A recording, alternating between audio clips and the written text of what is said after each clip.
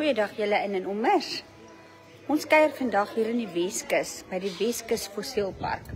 Wat 'n pragtige plek om te wees. En dit is so 'n wonderlike juweel wat ons nie altyd benut nie.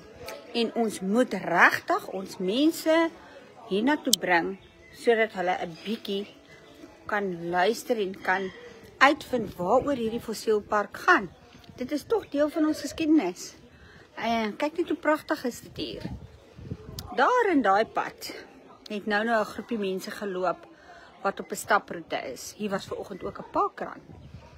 En ons gaan nou gesels met die bestuurder of die ambassadeur van die park en ook die mense van die parkrun en dan ook met Ilse wat verantwoordelik is vir die bestuur van die restaurant hier op die perseel. Nou ja julle, dit is pragtig hier. Dit is so stil. Hier is soveel plantspesies wat die mense wat van plante hou sal waardeer. En talle meer, ons gaan nou uitvind wat presies alles hier is. En hou ons blad dop, want ons gaan dit met julle deel. Indien jy die Weskus besoek en indien jy hier woon, moet nie die geleentheid verby laat gaan om jou familie hiernatoe te bring.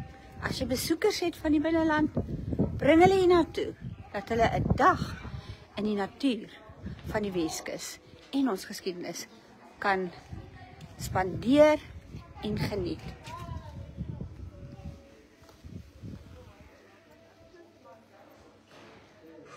Mooi loop.